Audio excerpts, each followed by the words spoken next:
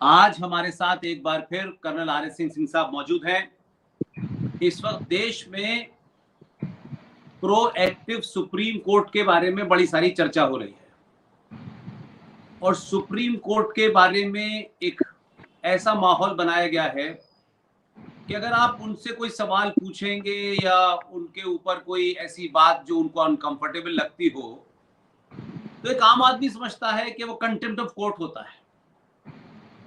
लेकिन supreme court भी भारत के लोकतंत्र का हिस्सा है और उनके ऊपर सवाल उठाना भारत का संविधान नहीं रोकता।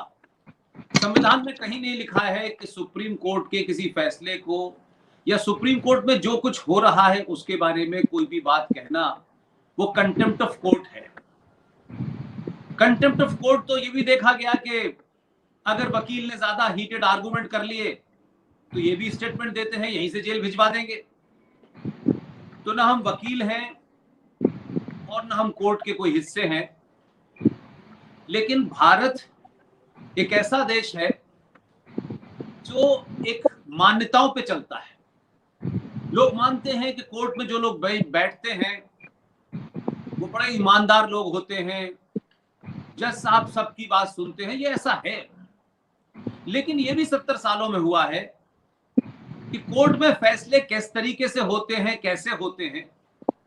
और कम से कम जब कोर्ट ने ये बदला कि अब कोर्ट ने कहा कि हम सुनवाई जो है हमारी लाइव होगी, तो उससे देश को बहुत सारी चीजें जानने का अधिकार मिला कि जज साहब का क्या बिहेवियर होता है, उनका क्या आर्गुमेंट होता है, वकील का क्या आर्गुमेंट होता है।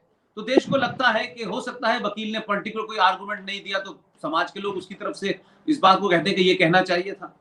जो तब 2020 और 19 के भारत में इस संचार क्रांति ने जब तमाम चीजों के दरवाजे खोले हैं, तब सुप्रीम कोर्ट के जजेस किन बुनियादों पे फैसला देते हैं, क्या उनके कंसिडरेशंस होते हैं, एक ही तरीके के क्राइम में अलग अलग फैसले क्यों होते हैं, और क्या ये वजह है कि जब ये कहा जाता है कि सुप्रीम कोर्ट के सामने देश का प्रधानमंत्री और इस देश की अंतिम पंक्ति में खड़े होने वाला व्यक्ति भी एक समान होते हैं।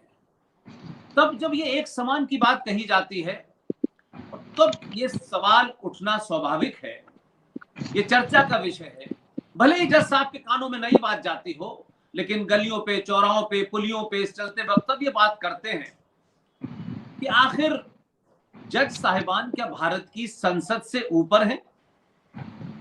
संसद में जो लोग चुन के जाते हैं उनको लॉ मेकर कहते हैं, और संसद में जाने वाले हमारे दोनों सदनों में कोई 795 लोग पूरे देश से चुन के आते हैं। उसमें 543 डायरेक्ट चुन के आते हैं और 238 इनडायरेक्ट माध्यम से चुन के आते हैं। दोनों की गिनती मिलाकर के कोई 795 है और दोनों सदनों में किसी विषय पे चर्चा होती है और उस चर्चा के बाद अगर दोनों सदन उसका बहुमत से उसे पास कर दें तो वो कानून बन जाता है।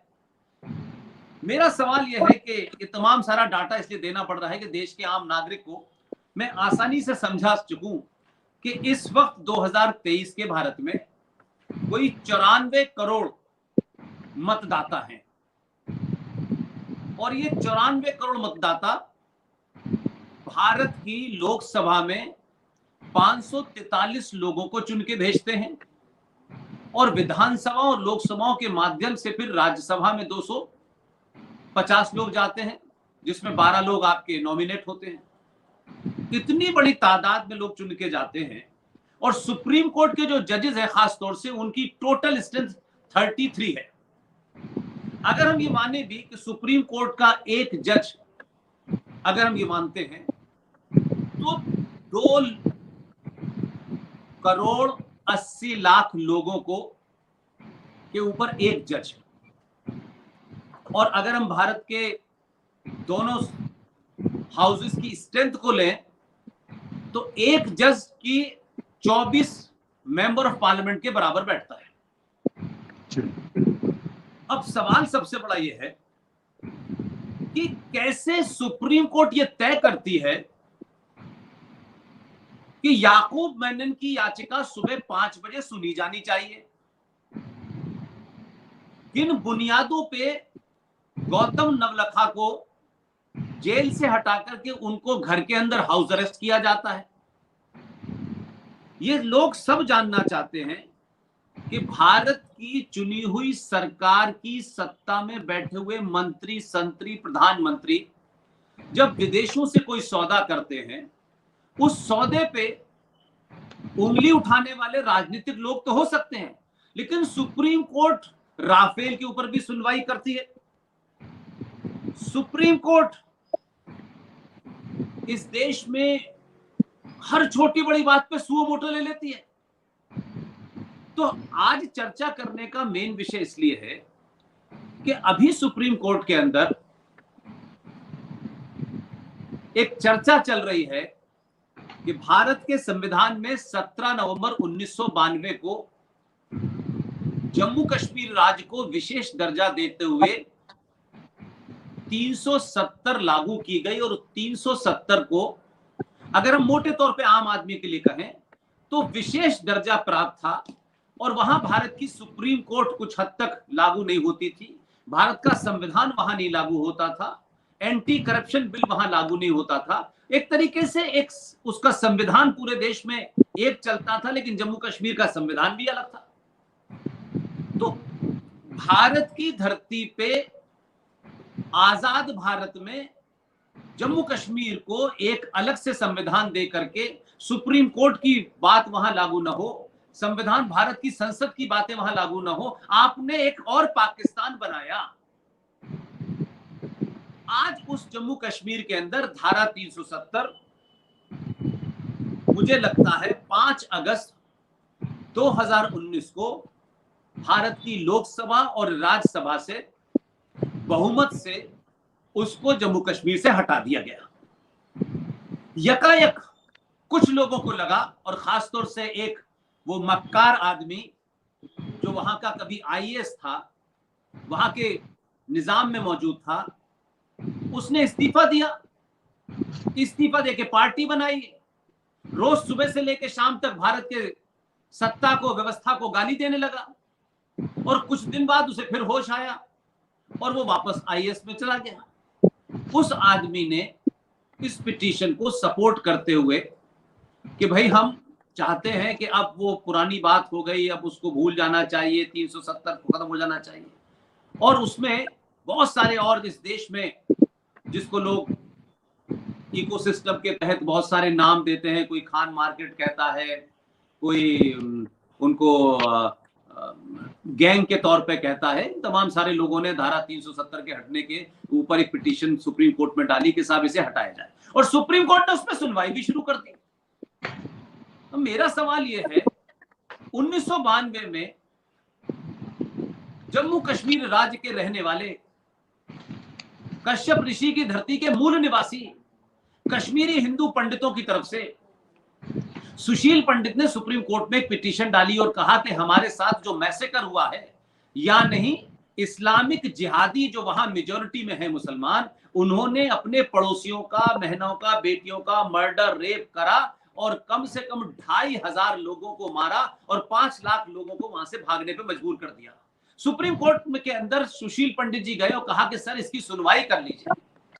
तो जज साहिबान ने कहा कि इट्स टू लेट, अब हमारे पास कोई डॉक्यूमेंट नहीं है, लिहाजा हम सुनवाई नहीं कर सकते। लेकिन यहां पर यह समझ में नहीं आता, तब लगता है कि यह डबल स्टैंडर्ड है और इस डबल स्टैंडर्ड के बारे में चर्चा होनी चाहिए। यह लोकतंत्र है, इस देश में लोग प्रधानमंत्री को गाली दे सकते हैं, राष्ट्रपति को गाली दे सकते हैं, नेताओं को गाली दे सकते हैं जो चुन के आते हैं। तो सुप्रीम कोर्ट की बातचीत के ऊपर, उनके केस एक्सेप्ट करने और रिजेक्ट करने ऊपर क्यों नहीं बहस हो सकती? तो आज मुद्दा यह है कि जिस कश्मीर के सिलसिले में कश्मीरी हिंदू पंडितों का नरसंहार हुआ, उस पिटीशन को खारिज करने वाले सुप्रीम कोर्ट ने, जिस दिन ये खारिज हुई 1992 में, आपने 10 दिन के बाद सुप्रीम कोर्ट ने एक पिटीशन एक्सेप्ट की और उस पिटीशन में कहा गया कि माय लॉर्ड, मैं ये जानना चाहता हूं कि गांधी जी को 3 गोलियां लगी थी या 4 गोलियां लगी थी, और सुप्रीम कोर्ट ने वो पिटीशन एक्सेप्ट कर ली। तब सुप्रीम कोर्ट के जजेस ने नहीं कहा कि गांधी जी की हत्या को हुए इतने दिन हो गए, अब उसका क्या रिलेवेंस है, वो एक्सेप्ट कर ली। और 370 17 नवंबर 1952 को लगी और 5 अगस्त 2019 को हटी। जिन लोगों को 1990 में कश्मीर का मैसेकर नहीं दिखा, उन्होंने 370 जिसे भारत की दोनों सदनों ने पास किया, उसे हटाने के लिए उन्होंने तत्काल मीटिंग कर दी। और अब कल ये बताया गया कि अब 2 अगस्त से डे टू डे बेसिस पे, जैसे ये बहुत इंपॉर्टेंट मामला है, पूरा देश मतलब डूब जाएगा अगर इस पे डे टू डे नहीं होगा। ऐसी किसी चीज पे हमने डे टू डे नहीं देखा। हमने राम मंदिर पे डे टू डे नहीं देखा। 40 साल से मुकदमा चल रहा था, इस सुप्रीम कोर्ट को फुर्सत नहीं थी। तो आज का हमारा विषय है, क्या सुप्रीम कोर्ट सेलेक्टिव अंदाज में एक खास एजेंडे के तहत केसों को तय करती है और फिर किन बेंचों को देती है। जिन बेंचों में उनको लगता है कि ये बात वहां से नहीं आएगी, वहां से भी हटा दिया जाता है। तो क्या सुप्रीम कोर्ट इस देश की संसद के अंदर पास किए कानून को हटा सकती है? उस किस अथॉरिटी के तहत हटा सकती है? और अगर हटा सकती है तो फिर इस देश में सत्ता का, व्यवस्था का, प्रधानमंत्री का, मंत्रिमंडल का कोई मतलब नहीं है। और सुप्रीम कोर्ट हर दूसरे दिन किसी न किसी सरकार के फैसले को चैलेंज कर सकती है और पूरे देश को हॉल्ट कर सकती है। क्या दुनिया में कहीं ऐसा होता है? Colonel RS. सिंह साहब और मेरे बीच में इस सिलसिले में काफी बातें होती रही हैं, और इस बैकग्राउंड में आज मैं कर्नल सिंह साहब से पूछना चाहता हूं कि ये कहां तक जायज है कि आप एक इशू को हटाएं, दूसरे को करें। और ऐसा भी देखा गया अभी हाल के दिनों में कि एक मोहतरमा जिन्हें गुजरात हाई कोर्ट ने जमानत नहीं दी, क्या ऐसी जल्दी थी कि रात के 9 बजे कोर्ट खोली गई, 2 जजेस को उनका फैसला दिया गया, उन जजों में डिस्प्यूट हो गया, तो उसके आधे घंटे बाद ही 3 जजों की कमेटी बनाई गई और उन्होंने फैसला दे दिया, उन्होंने जमानत मिल गई। कौन है वो लोग? कहां से उनके तार जुड़े हैं? और सुप्रीम कोर्ट क्या कंप्रोमाइज है? क्या सुप्रीम कोर्ट के जजेस कंप्रोमाइज हैं?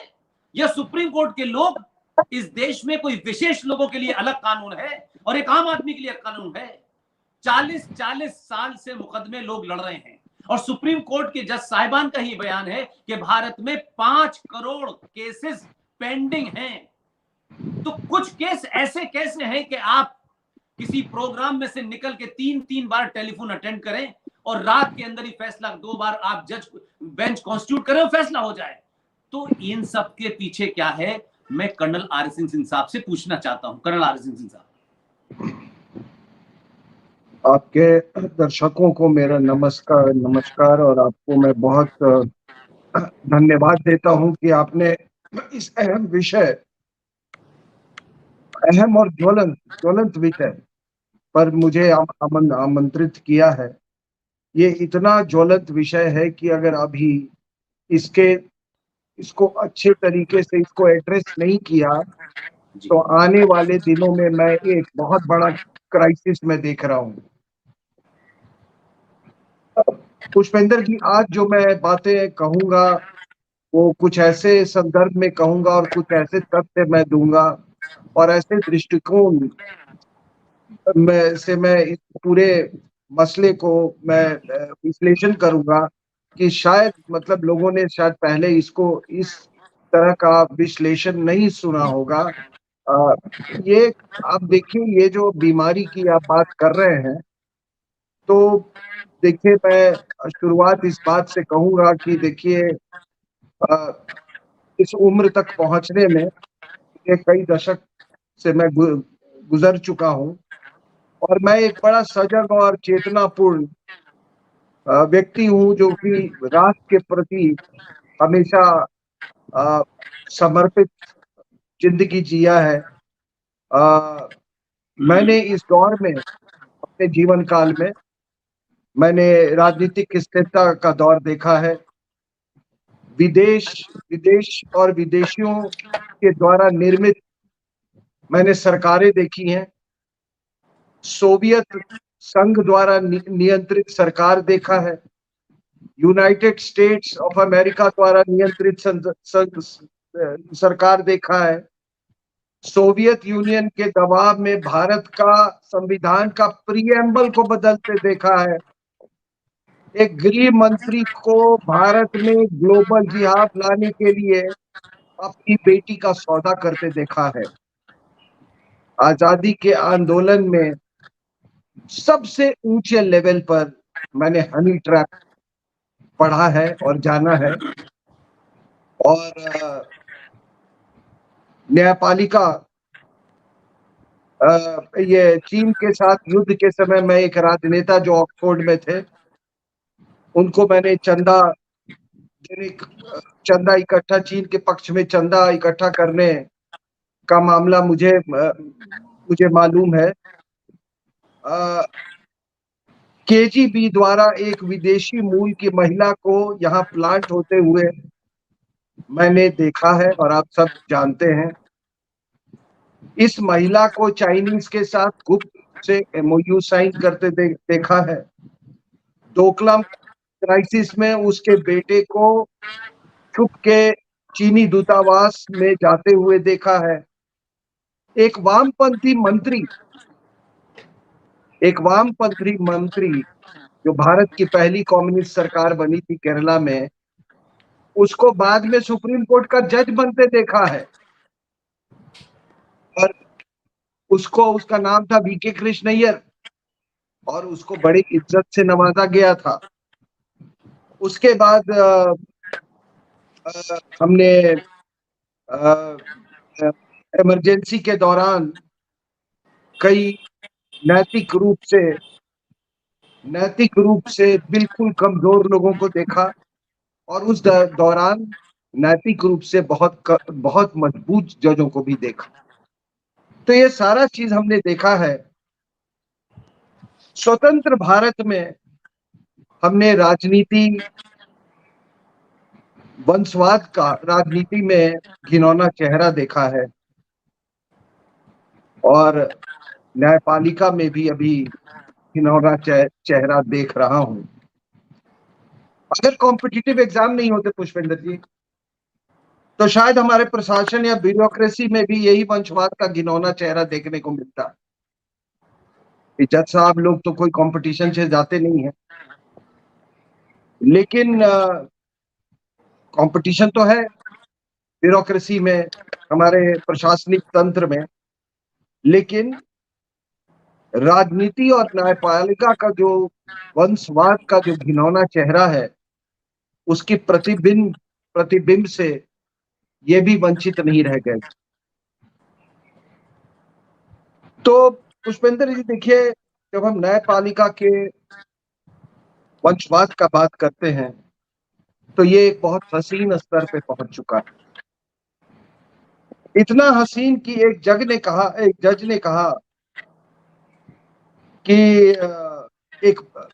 अब तो ये समय आ गया, मेरा कथन नहीं है, जज साहब का ही ये कथन है कि अब तो परिवारवाद इस स्तर पे आ गया है कि अब पार्टी में एक जज दूसरे जज के बेटे को इस तरह से परिचय देते हैं कि देखिए ये भविष्य में ये सुप्रीम कोर्ट का जज बनेगा। अभी आपने पढ़ा होगा, अभी एक जज साहब का, सर्वोच्च न्यायालय का एक जज साहब का फेयरवेल हुआ था। तो उनके फेयरवेल स्पीच में जो उनका फेलो जज थे, उन्होंने कहा कि, और मैं क्या कहूँ, इसका खराब शब्द नहीं यूज करना चाहता, लेकिन उन्होंने कहा कि देखिए हम लोग बचपन से एक साथ पढ़े लिखे बड़े हुए हैं, हमारे घर अगल बगल में थे, हमारे पिताजी भी दोनों सर्वोच्च न्यायालय में रहे और आज हम भी सर्वोच्च न्यायालय में। अब ये इससे ज्यादा मतलब आपको वंशवाद का मैं क्या उदाहरण दे सकता हूँ? He is taking pride in the fact that this man who thankfully was leaving the ranks of the Supreme Court judges, कि मेरे दोस्त थे, हम एक साथ बड़े हुए, हमारे पिताजी भी है, तो फिर तुम्हारे बेटे भी होंगे इसी तरीके से। और मैंने कहा ना कि आजकल टीनेजर को इंट्रोड्यूस किया जाता है पार्टी में कि देखिए ये जज का बेटा है, ये भी एक दिन ये भावी सुप्रीम कोर्ट जज है। तो आपने जो जिक्र किया तीसरा शीतलवाद का, तो आपको बता दूं आपके दर्शकों को कि जिस घटना की आप जिक्र कर रहे थे उस समय माननीय जज साहब लोग दिल्ली में किसी एक हॉल में भारतनाट्यम नृत्य का आनंद ले रहे थे। उसी समय एक फोन आया। मैं नहीं कह रहा हूं, ये सारा कुछ अखबार में है। मुख्य न्यायाधीश साहब बाहर निकले। अखबारों और अन्य रिपोर्ट को आप अगर तथ्य मान के चले तो वो फोन तीस्ता शीतलवाद के संदर्भ में था। बाद में बात खुल के आई कि गुजरात हाई कोर्ट ने उनके बेल को रिजेक्ट कर दिया था, यह कहकर कि वो बहुत रसूख वाली महिला है और पूरी व्यवस्था पर उनका अपना प्रभाव है और इसलिए वो विटनेसेस को, एविडेंस को टैंपर कर सकती हैं। माननीय मुख्य न्यायाधीश ने बिल्कुल युद्ध स्तर पे उन्होंने कार्रवाई की। उन्होंने उसी समय, रात के समय दो जज बेंच का गठन किया। उन्होंने रात में सुनवाई सुनी। वो स्प्लिट वर्डिक्ट था। फिर उसी रात को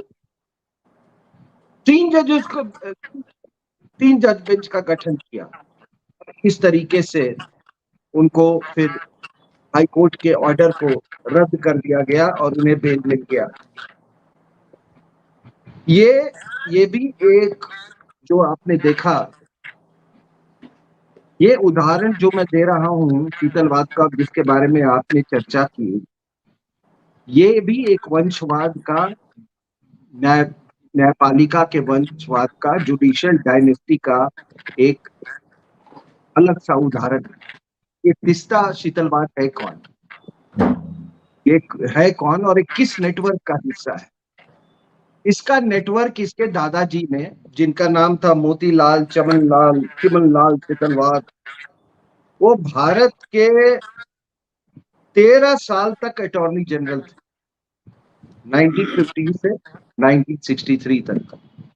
अब आप सोचिए कि पूरी, मतलब पोस्ट इंडिपेंडेंस, पूरी जो नेहरू की जिंदगी थी, पॉलिटिकल जो लाइफ थी, वो पूरा उन्होंने वो देखा। तो आप समझ सकते हो कि इस नेटवर्क की जड़ें कितनी गहरी हैं। उसके बाद से इनके पिताजी भी एक लॉयर थे, जाने माने लॉयर थे, का नाम था अतुल शीतलवाद। और अब इस नेटवर्क को आप क्या कहेंगे? भाई अगर रात में किसी के लिए न्यायालय को खुलवाया जाए तो उस नेटवर्क को क्या कहेंगे? मैं तो इसे माफिया छोड़ के कुछ, मुझे कोई दूसरा शब्द मेरे जहन में आता नहीं है। तीस्ता शीतलवाद और आप बताइए यकूब मेमन में क्या फर्क है? उसने बम लगा के जिहाद किया था। इसने न्यायिक व्यवस्था से, इसने परजरी यानी कि झूठा गवाह करके ये राजनीतिक जिहाद कर रही थी।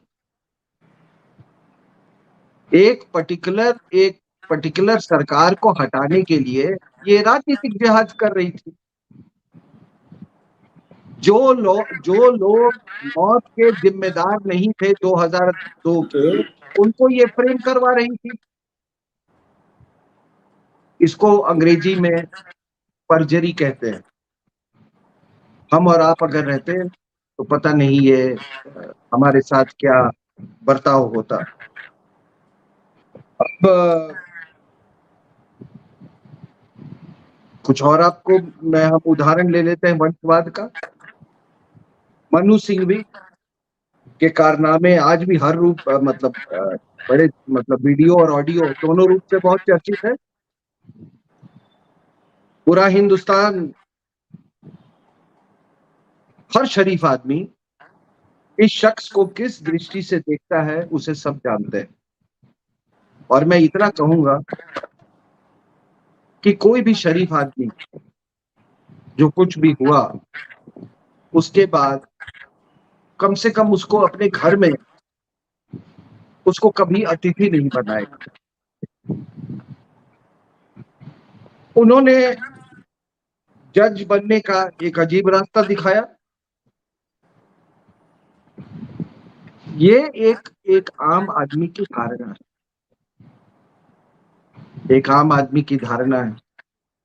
लेकिन कितना आदर से, कितना आदर से उनको देखा जाता है। जज साहब लोग कितने आदर से उनको बात करते हैं। उसी उसी प्रकार से, और ये बता दूं आपको, ये भी हार्वर्ड में पढ़ा है,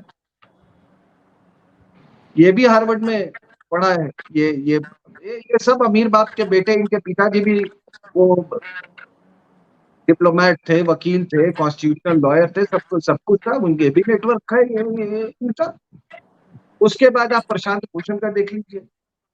ये आदमी जो कि जिसने कहा कि आर्टिकल कि कश्मीर पाकिस्तान को दे देना चाहिए, इसने खुलकर ये बात कही थी। वो भी आदरणीय है, वो भी आदरणीय है हाई कोर्ट में, ये सॉरी सुप्रीम कोर्ट में। ये भी अमेरिका में प्रिंसटन यूनिवर्सिटी में गया। जीरो लॉस थ्योरी वाला ब्रिलियंट आदमी कपिल सिब्बल। अरे क्या ब्रिलियंट साहब, मैंने उस समय देखा था ये जस्टिस रामास्वामी वाले केस में। मेरी उम्र कम थी लेकिन फिर भी समझ अच्छी थी। जॉर्ज फर्नांडिस में इस सो कॉल्ड वकील के चिथड़े उड़ा दिए थे जस्टिस रामास्वामी वाले केस में। सारी वकालत ये भूल गया था।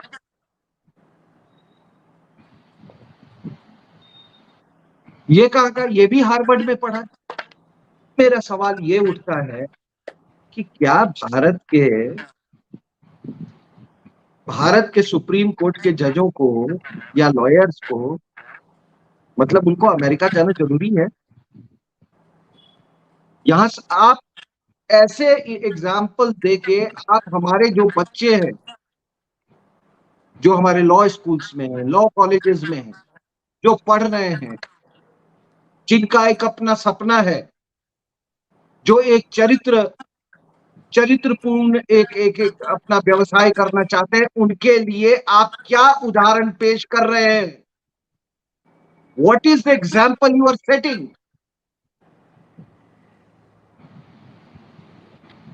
कपिल सिब्बल का एग्जाम्पल, अभिषेक मनु सिंघवी का एग्जाम्पल, प्रशांत भूषण का एग्जाम्पल। और एक और बात, माननीय जज साहब लोग, मिलॉर्ड, बाहर से यहां क्यों नहीं कोई पढ़ने? आप इंडियन लॉ पढ़ने जाते हैं बाहर में, भारत की संस्कृति, भारत की भूमि के दायरे में आपकी सोच होनी चाहिए। अपने कौन से सोच लेने जाते हैं हार्वर्ड में? आपको अपने हजारों साल की संस्कृति पर, यहाँ की कानून व्यवस्था पर, यहाँ की पौराणिक पंचायतों पर, यहाँ पर लीगल सिस्टम पर आपको भरोसा नहीं है। आप एक 400 साल का एक गुंडा देश, which is run by mafia, वहां पर आप लॉ सीखने जाते हैं। और यहां पर आप उसको लोगों को आप इंफीरियोरिटी कॉम्प्लेक्स उससे इन्फ्लिक्ट करते हैं। ये तमाम लोग जो आज मुझे सुन रहे हैं, इस बात को जान लें कि किसी भी व्यवस्था में जहां टू वे ट्रैफिक नहीं होता, वो व्यवस्था सबवर्टेड। मैंने टू वे ट्रैफिक का मैं बात करता हूं कि अगर वहां के भी जजेस यहाँ आते हो पढ़ने, अब ये मत कहिएगा कि नहीं नहीं वहां तो वो गुस्से के साथ जज साहब लोग आइंस्टाइन बन के चले आए।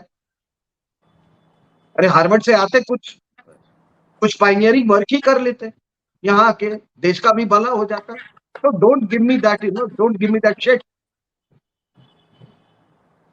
ये क्या मानसिकता है?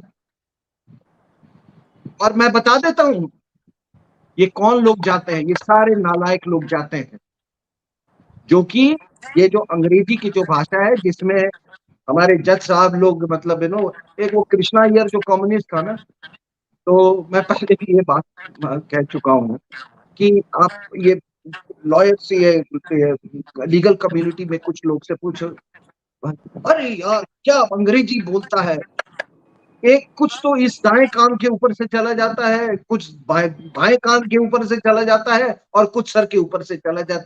दैट वाज, मतलब ये एक बहुत बड़ा क्वालिफिकेशन माना जाता है हमारे यहाँ। अब बताइए साहब कि हमारे देश में आपने कहा कि ऐसे ऐसे जजमेंट आते हैं, अपने ही जजमेंट को जनता इतनी कंफ्यूजन में। देखिए, आपकी सेक्सुअल ओरिएंटेशन क्या है वो आपके बेडरूम की बात, ठीक है ना, लेकिन आपने अगर ठान लिया है कि एक गे लॉयर को मुझे जज बनाना है, और वो भी जब इंटेलिजेंस सारे रिपोर्ट्स कहते हैं कि उसका जो गे पार्टनर है वो अंग्रेज है, दुनिया का कौन देश इसको टॉलरेट करेगा, आप बताइए। लेकिन उसमें भी जज साहब ने बिल्कुल वो ठान लिए, क्योंकि वो उनके बड़े एहसान है।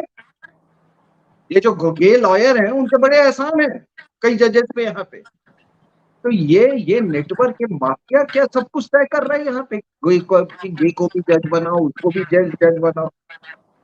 दूसरा, आपने एक बड़ा इंटरेस्टिंग, आपको मैं बताता हूँ कि कोई भी जजमेंट का एक कोई साइंटिफिक यार्डस्टिक होता है।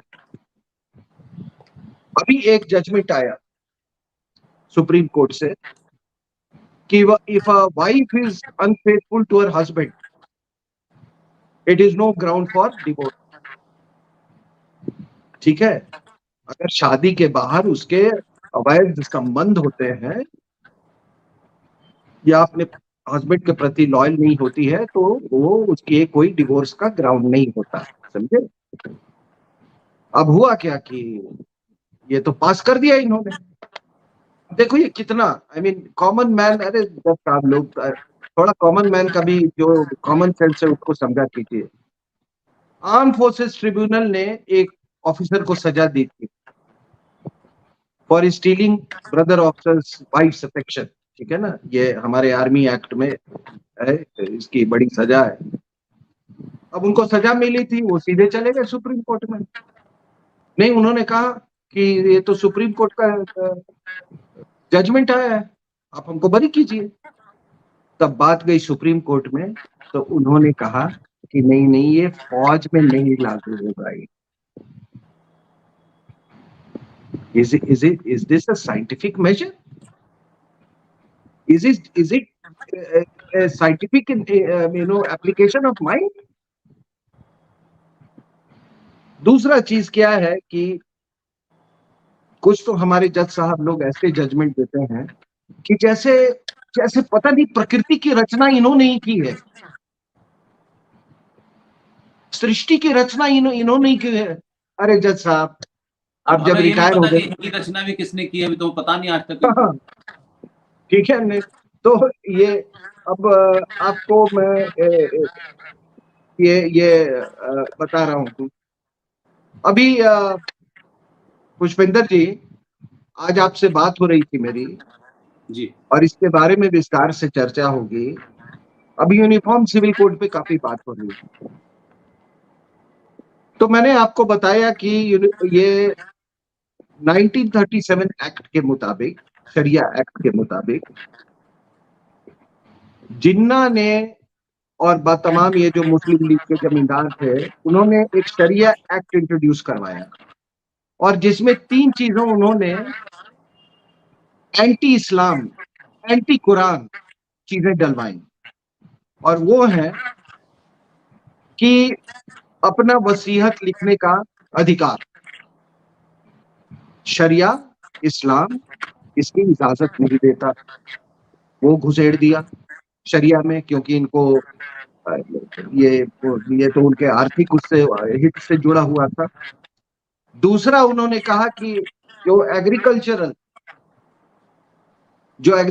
प्रॉपर्टी है उसका इनहेरिटेंस होगा, क्योंकि ये अपने बेटों को देना चाहते थे एग्रीकल्चरल उसका, तो उन्होंने, वो भी इस्लाम के खिलाफ है, वो भी उसमें घुसेड़ दिया। और तीसरा, इस्लाम में गोद लेना मना है, शरीयत में गोद लेना मना है, जिसके खिलाफ प्रॉफेट मोहम्मद ने, मतलब उनकी बड़ी कड़ी प्रक्रिया थी इस समय, उस समय जब ये गोद लेने वाली जो बात है, इट इज बैड इन इस्लाम। लेकिन वो मुस्लिम लीग को तो ये अपना आर्थिक अस्तित्व बचाना था, और साथ में मतलब वो एक एक एक एक फीलिंग ऑफ सेपरेटनेस भी इंड्यूस करना था पॉपुलेशन में। तो ये सारा का सारा ये ब्लास्फेमी है। ये जितने लोग हिंदुस्तान में शरीयत मानने वाले हैं ना, अगर अगर सही में देखा जाए और इस्लामिक स्टैंडर्ड से आप चले जाएं, तो इनको वही, अगर आप कहते हैं तो वही सजा इनको मिलनी चाहिए जो कि कन्हैया लाल को उन्होंने सर तन से जुदा किया, और वो जो सलमान रश्दी को इन्होंने ढूंढ ढूंढ के उसको कहीं जाके अमेरिका यूएसए में जाके उस पर वॉर किया इसी ब्लास्फेमी के लिए। अब ये पूरा का पूरा शरिया इन्होंने इन्होंने उसको उस पर हमला किया, इस्लाम पे हमला किया, कुरान पे हमला किया, और बाकी इसमें कुछ नहीं आप लोग को बोलने का है। इस पे कल कल 1-2 दिन में हम आपसे के तफसील से इस पर चर्चा करेंगे। चाहता था कि क्योंकि शरिया वाला जो टॉपिक आप सिर्फ जो सुबह डिस्कस हुआ, उसमें जो आपने रिसर्च जिस तरह से की है, मैं समझता हूँ कि जो व्यूअर है ना, उसको हम सेपरेटली, क्योंकि एक तो अपने आप में शरिया जो है वो मैं नहीं, समझाना आसान काम नहीं है। मैं कहाँ आ रहा हूँ, मैं कहाँ आ रहा हूँ। मैं ये जो मैंने आपको थोड़ा सा इसका इंट्रोडक्शन दिया, लेकिन नुपुर शर्मा के केस में उसने क्या ब्लास्फेमी किया, आप माननीय जज साहब हमको ये समझा दें। नहीं, उसकी वो उस पे किया है, नहीं किया, उसको हैरेस किया। वही कह रहा हूँ ना सर, स्टेटमेंट नहीं दिया आपने। ये चीजें जो मैं आपको बता, एफआईआर हुई, आपने उसको क्लब करने से मना कर दिया और कहा कि तुम्हारी वजह से देश में वो, तो उसकी वजह से देश बटा था क्या? 10 लाख सनातनी उसकी वजह से मारे गए थे, पाकिस्तान उसकी वजह से बना था, लेकिन डरा दिया आपने। लेकिन आपने हिम्मत नहीं है कि जो सड़कों पे, चौराहों पे, मस्जिदों के ऊपर खड़े होकर के सरतन से जुदा कर रहे हैं, आप सुओ मोटो लेके देखें। ये पाखंड है सुप्रीम कोर्ट का। आपको गंदी नाली नजर आती है, आप उस पर बुला लेते हैं, आप डीजीपी को बुला के सजा देते हैं, आप किसी को भी सजा देते हैं, आप भगवान हैं। देश के पार्लियामेंट में किसी आदमी का कोई रोल नहीं है। आप हर एक को अपने नीचे बुलाए और जो गाली देके भगा देते हैं आप उसको, आप कंटेम्प्ट ऑफ कोर्ट की सजा देते हैं। भाई नुपुर शर्मा के साथ तो आपने बिल्कुल जिहादियों के दबाव में आपने स्टेटमेंट दिया, पूरे देश में आपने आग लगाने वाला काम किया था। वो तो संयम की बात है कि सनातनियों ने अपने कुछ उस पर रिएक्शन नहीं दिया, और आपकी हिम्मत नहीं है, आप किसी दूसरे को देके देखते। आप यासीन मलिक पे नहीं बोलते कुछ, आप हुर्रियत के लोगों पे नहीं बोले कभी कुछ, आप मैसेकर पे नहीं बोले कुछ, आप 1984 के मैसेकर पे नहीं बोले कुछ। आपका सेलेक्टिव एजेंडा है, तो कोर्ट उतारिए और चुनाव लड़िए, अपने बारे में गलतफहमी ठीक हो जाएगी आपकी। नहीं, मैंने ये उदाहरण इसलिए दिया क्योंकि हर दिन 1937 के बाद से लेके अभी तक इस्लाम और कुरान और शरीयत पे हमारे सब कॉन्टिनेंट के मुसलमानों का प्रहार हो रहा है, लेकिन उसके बारे में शायद उसके बारे में कुछ नहीं कहेंगे। और नुपुर शर्मा ने तो वही कहा जो कि बिल्कुल इस्लामिक है। तो इस पर मैं इसकी मैं इसीलिए इसका उदाहरण दिया। और एक बात आप देखेंगे कि मैंने आपको उस दिन भी ये जिक्र किया था कि हमारे एक केस गया था जज साहब लोग के पास कन्वर्जन को लेकर। तो वो एक क्रिश्चियन जज थे, उन्होंने कहा कि इसको हम मान के चले ना कि ये तो क्रिश्चियन थियोलॉजी का हिस्सा है कन्वर्जन जो है, ठीक है। और हम अगर यहाँ पर कोई घर वापसी की बात करे, काउंटर कन्वर्जन की बात करे, तो वो बात आपको बहुत चुभती है ये माननीय जज साहब लोगों को। अब हम आते हैं आर्टिकल 370 को। अब इसको समझिए पुष्पेंद्र जी, जब मैंने आपको पूरी पृष्ठभूमि दी जी, शुरू से लेके अभी तक राजनीतिक अस्थिरता की, न्यायिक इंटरवेंशन की, अभी जो आप जैसा आपने शुरुआत में कहा कि एक बड़ा अजीबोगरीब टाइप का इंटरवेंशन हो रहा है, जो चीजें सेटल्ड हो गई और राष्ट्र आगे की ओर बढ़ चुका है उसमें, जिस रास्ते और पर। सेटल भी सर पार्लियामेंट में हुई है, हाँ? कोई कहीं कमरे में नहीं हुई सर, पार्लियामेंट ने की है, खुली सारी बहस दुनिया ने देखी है सर। और तो आपसे मैं एक लाइन इसलिए बोलना चाहता हूं, जो आपने कहा कि फोन आया और 3-3 बार भारत नाट्यम से उठ करके बाहर आए, जिसका फोन आया, बिहार में एक लड़का यूट्यूबर जो एग्रेसिव पत्रकारिता करता था, कहीं कोई घटना घटी तमिलनाडु में, और कैसे कॉन्स्पिरेसी हुई, क्योंकि उस लड़के ने एक मुहिम चला रखी थी कि वहां जो वर्तमान सरकार है और जो अब दोनों मिल गए हैं, उनके भ्रष्टाचार को गली गली मोहल्ले मोहल्ले को एक्सपोज करना था। आप ताज्जुब करेंगे, जिस शख्स ने फोन किया, जिससे भारतनाट्यम फोन छोड़ करके फोन अटेंड करने आए, वो आदमी एफआईआर हुआ, और अभी उसके ऊपर एफआईआर करके कभी कोई उसकी इंक्वायरी होकर ये नहीं हुआ कि भाई ये इसने करा भी था कि नहीं करा था, लेकिन उस पर एनएसए लगा दिया गया। और वही वकील जिसका फोन गया, जो पहले लॉ मिनिस्टर था, उसके कहने पे आपने मनीष कश्यप को जेल में डाल रखा है, एनएसए लगा दिया, इतना बड़ा उसने पाप कर दिया था। तो जो आप ताकत की बात कर रहे हैं कि जो लॉ मिनिस्टर बनते भी हैं और फिर उतरने के बाद वो क्या करते हैं कि जिन्होंने बनाया होता है वही उनके सामने खड़े होते हैं, तो औकात नहीं होती कुछ कहने की, इन्हीं की सिफारिश होती तो बनते हैं। तो जितने लॉ मिनिस्टर हैं उन सबकी लाइन देख लीजिए ना, आपने एक का नाम दिया, दूसरे का नाम दिया, तीसरे का नाम दिया, तो ये तो वही कहानी है ना सर। ये मैंने इसलिए कहा कि यहां तो वकील जो खड़े होते हैं वो फिक्सर है, वो इस पार्टी से राज्यसभा में नहीं गए तो दूसरी पार्टी से गए। ये वही साहब है जो कहते हैं, क्या कहते हैं कि राम काल्पनिक थे, और हमें भी दूसरी तरफ कहते हैं कि वो काल्पनिक थे, तो देश में बवाल हो जाएगा। देश के आप आम नागरिक को जो क्या समझता है कि कोर्ट सब सर्वमान है, ये गलतफहमी है। इसलिए मैंने कहा कि आप 6 बजे भी कोर्ट खोलते हैं, 8 बजे भी कोर्ट खोलते हैं, आप घर में लोगों को नजरबंद करके कहते हैं नहीं नहीं इनको जेल में नहीं रखना चाहिए, ये विशेष अस्थि है क्योंकि उनकी श्रीमती जो है किसी जज साहब के एनजीओ में काम करती है। नहीं सर, मैं याकूब मेमन के संदर्भ में रात को कोर्ट खोलना और तीस्ता शीतलवाद के संदर्भ में कोर्ट खोलना, मैं दोनों को एक ही नजरिए से देखता हूं मैं। और ये जिहाद के अलग अलग तरीके हैं, कौन किससे जुड़ा हुआ है कोई नहीं जानता है। और जब मैं डायनेस्टिक जजेस की बात कर रहा हूं, तो जब भी कोई अरेंजमेंट डायनेस्टिक होता है तो ये जान लीजिए कि उसका सबवर्जन बहुत आसान हो जाता है। जब आपको ये मालूम होता है कि एक अमुक जज का बेटा सुप्रीम कोर्ट में जज बनेगा, तो जितनी आपकी जो दुश्मनी ताकतें जो है, दुश्मन ताकतें हैं, वो उसी समय से उस पे इन्वेस्ट करना शुरू कर देती है, चाहे वो हार्वर्ड में पढ़ रहे हो चाहे कहीं पे वो पढ़ रहे हो, उस पे इन्वेस्ट करना शुरू कर देती है। और उसके बाद कुछ ऐसा होता है कि कई कई बाद में ब्लैकमेल भी होते रहते हैं। तो इसीलिए ये जो हम डायनेस्टिक जजेस की बात कर रहे हैं ना, कि इसीलिए ज्यादा खतरा है। देखिए, अगर पॉलिटिशियन डायनेस्ट पॉलिटिशियन को आपने सबवर्ट कर दिया तो चलो वो तो इलेक्शन भी लड़ सकता है, और इलेक्शन में उसको आप हरा भी सकते हैं, लेकिन इनका इन सबवर्टेड लोगों का आप क्या करेंगे? वो तो एक बार बन गया तो बन गया। तो अच्छा, कोई भी अगर मैं इंटेलिजेंसी का, तो मैं भाई, अगर मैं कोई ड्यूरिंग अपना इन्फिल्ट्रेशन चाहता हूँ किसी एनिमी कंट्री में, तो मैं तो जज के बेटे को मैं ये करूंगा, जहाँ पे डायनेस्टिक जुडिशरी है मैं उसमें इन्वेस्ट करूंगा। वो एक आदमी वो काफी है। अगर वो अपने एपेक्स लेवल पर पहुंचता है या वो जज बन जाता है तो वो कुछ भी कर सकता है उसके लिए अपने तरीके से। इसलिए इसलिए ये डायनेस्टिक जजेस खराब है।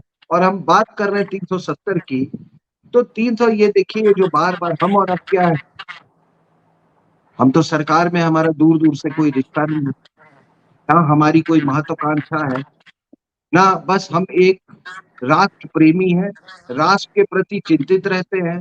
तो हम और आपके, मेरे और आपके मन में कितना संदेह और कितनी अस्थिरता है कि आखिर ये क्यों क्यों किया जा रहा है। आपको मालूम है ये सब के पीछे कारण क्या है? कि सरकार को इतना अस्थिर रखो, इतना अस्थिर रखो कुछ ऐसे ऐसे महत्वपूर्ण मसलों को लेके कि वो कभी कॉलेजियम सिस्टम के बारे में वो कुछ मतलब ना सोचे ना कोई कार्रवाई करे। इसके पीछे यही मंशा है, इसीलिए ये रिविजिट कर रहे हैं और कोई कारण नहीं है कि किस तरीके से। और मैं बता दूं माननीय जज साहब लोग को ये समझना चाहिए कि अगर आप देश को इस तरह से अस्थिर करेंगे तो आप भी स्थिर नहीं रहेंगे सर। आपके बच्चे, आपका परिवार, आपके सगे संबंधी भी वही उसी अस्थिरता का शिकार बनेंगे। जब एग्जोडस हुआ, जिसकी बात की, जिसके बारे में सुशील पंडित जी ने बात की, अगर माननीय जज साहब कश्मीर से एग्जोडस हो सकता है तो आपका भी कहीं से एग्जोडस हो सकता है। अगर जिहाद की आग और टेररिज्म की आग पहुंची तो आपका भी एग्जोडस हो सकता है उसमें। और ये कुछ बातें थी, मैं आपके साथ ये दिल में बड़ा बोझ था, कुछ आपसे बातचीत करके दिल कुछ हल्का हल्का हुआ है। लेकिन इस जो स्तर हम देख रहे हैं आज न्यायपालिका का, अगर इसमें जो त्रुटियां हैं उसको अगर सही नहीं की गई, जो गिरावट हम देख रहे हैं, नैतिक गिरावट और हर तरह की गिरावट, अगर इसको एड्रेस नहीं किया गया तो पता नहीं, मुझे बड़ा एक एंजाइटी सा होता है, महसूस होता है कि पता नहीं हमारे भविष्य में क्या होगा। देखिए, आप कहते हैं कि 3 ऑर्गन है, लेजिस्लेचर, एग्जीक्यूटिव और जुडिशरी। तीनों का एक ही मकसद है, इस राष्ट्र को मजबूत करना, इस राष्ट्र को अस्थायी करना, गिल्टी को पनिश करना। ये एक बहुत बड़ी बात है, गिल्टी को पनिश करना, गिल्टी के लिए रात में कोर्ट खोलना। ये तो आपने पूरी परिभाषा ही बदल दी आप न्याय की। तो अगर एक ऑर्गन आपका इतना डिसोनेंट हो जाए और इस तरह का पतन होने लगे तो फिर समझिए कि अगर ये सही नहीं हुआ तो हमारा जो देश का भविष्य है वो उस पर कई प्रश्न चिन्ह आज न्यायपालिका की तरह उठ रहे हैं। और दूसरी बात कि अपना अपना विवेक, अपना जो हार्वर्ड वाला और ये प्रिंसटन वाला जो विवेक है ना, वहीं छोड़ के आइए। आज भी फैसलों में कोई नीदरलैंड की मिसाल देता है, कोई फिनलैंड की मिसाल देता है, कोई यूएस की मिसाल देता है। भाई मुझे समझ नहीं आता हिंदुस्तान के परिप्रेक्ष्य में फिनलैंड का और फ्रांस का और यूके के कानून का क्या संदर्भ आप दे रहे हैं, उसका क्या रिलेवेंस है। ना वो यहाँ के समाज के हिसाब से बना है, ना यहाँ होने वाले क्राइम के हिसाब से बना है। तो मेरा सिर्फ और आपका और मेरा शायद मकसद ही ये था कि ये जो एक बड़ा बंद डिब्बा है कि जो इसको टच करेगा उसको बस जाने क्या हो जाएगा। इस देश में जेलों से न सरकारों को, जनता को डराना चाहिए और न जुडिशरी को डराना चाहिए। ये ध्यान रखें कि जनता का जब तक संयम है तभी तक कुर्सी पर संसद में भी लोग बैठे हैं और सुप्रीम कोर्ट में भी बैठे हैं। ये संयम जब टूटा तो ये जो एक पर्दा है आखिर हल्का सा, वो पर्दा कब हटेगा और लोग घर में घुस के सवाल पूछना शुरू कर देंगे और सड़कों पे न्याय होने लगेगा। आपको 5 करोड़ लोगों के आप मुकदमे सुनेंगे नहीं, उनकी फुर्सत नहीं है आपको।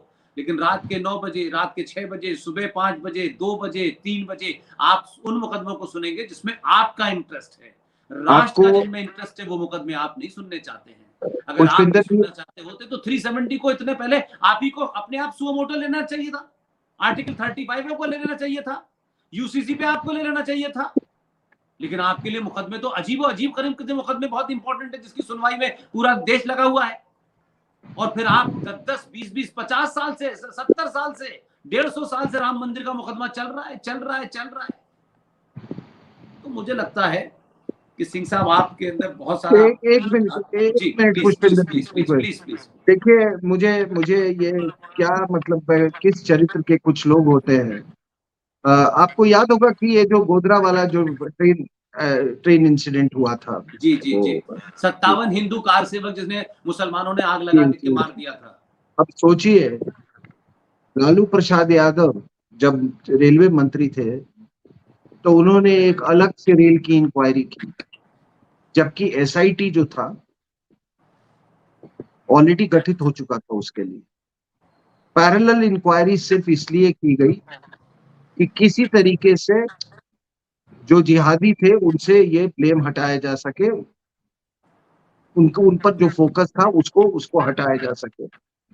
उसके लिए भी एक सुप्रीम कोर्ट के जज तैयार थे और उन्होंने क्या कहा, आग अपने आप अंदर से लग गई, किसी ने बाहर से नहीं लगाया था। ठीक है, अब ये इसे चरित्र के लोग। और आप बताइए कि अभी क्या जो वंदे भारत ट्रेन में कल भी पथरा हुआ है, वो भी अपने आप पत्थर, आसमानी पत्थर गिर रहे हैं जज साहब। जी जी जी नहीं, अब क्योंकि पत्थरबाजी बंद हो गई है तो आसमान से ही गिरेंगे। हाँ?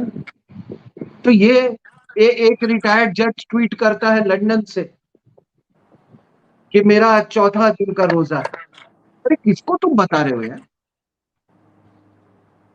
और कई इनके साथ तो आपने टेलीविजन पे डिबेट्स में इनके साथ बैठने का मौका मिलता है। I mean some of these fellows, मैं कहता हूँ हे भगवान, ये जज बना है, ये कैसे बन गया ये?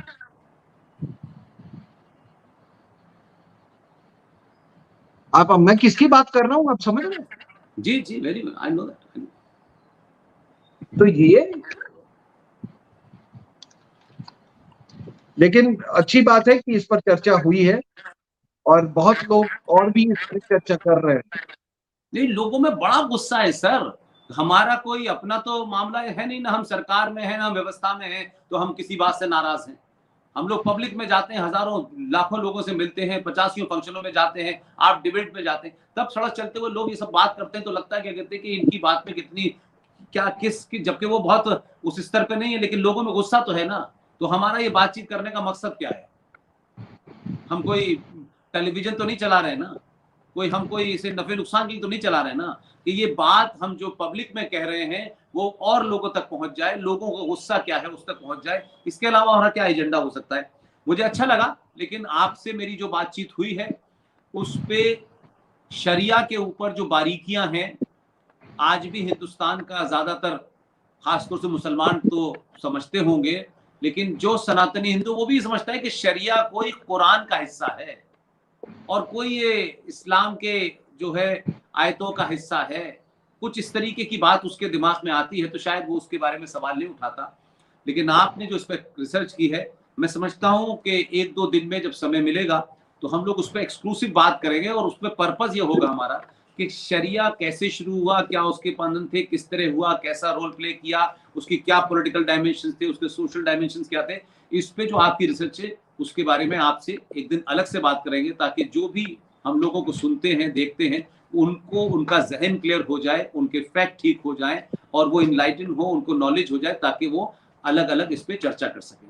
सिंह साहब,